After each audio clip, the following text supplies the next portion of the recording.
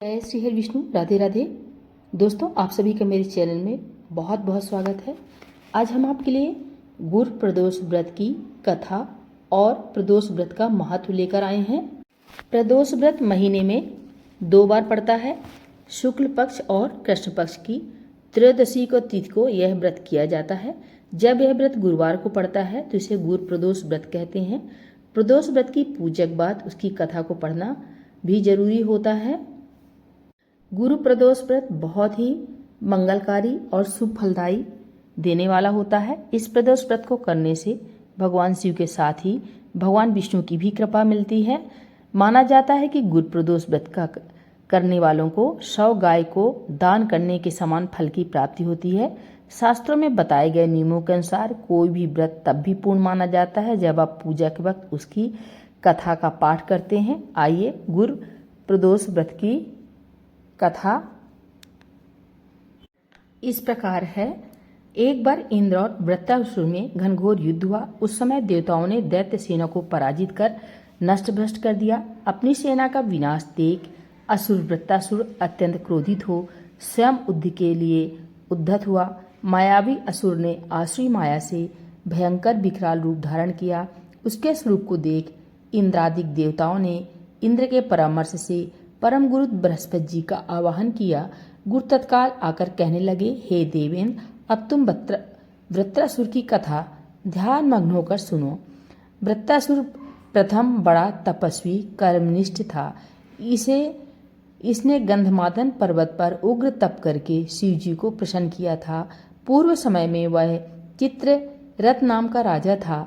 तुम्हारे समीप जो श्रोम्य वन है वह इसी वन का राजा था। अब साधु प्रवृत्ति विचारवान महात्मा उस वन में आनंद लेते हैं।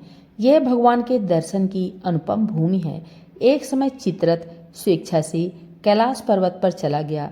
भगवान का स्वरूप और वाम अंग में जगदम्बा को विराजमान देख चित्ररथ हंसा और हाथ जोड़कर शिव शंकर से बोला, हे प्रभु, हम माया मोहित हो विषयों में फंसे रहने के कारण स्त्रियों के वशीभूत रहते हैं, किंतु देवलोक में ऐसा कहीं दृष्टिगोचर नहीं हुआ कि कोई स्त्री सहित सभा में बैठे।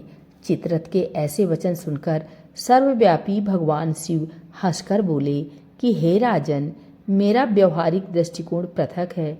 मैंने मृत्युदाता कालकूट महाविष का पान किया है, फिर भी तुम साधारण जनों की भांति मेरी हंसी उड़ाते हो। तभी पार्वती क्रोधित हो चित्ररथ की ओर देखती हुई कहने लगी, अरे दुष्ट, तूने सर्वव्यापी महेश्वर के साथ मेरी भी हंसी उड़ाई है। तुझे अपने कर्मों का फल भोगना पड़ेगा। उपस्थित सभासद महान विशुद्ध प्रकृति के शास्त्र तन्वान्वेषी हैं और सनक सनंदन सनत कुमार हैं। ये सभी सर्व अज्ञान नष्ट हो जाने पर शिव भक्ति में तत्पर है। अरे मूर्खराज, तू अति चतुर है, अतः मैं तुझे वह शिक्षा दूंगी कि फिर तू ऐसे संतों के मजाक का दुस्साहस ही नहीं करेगा।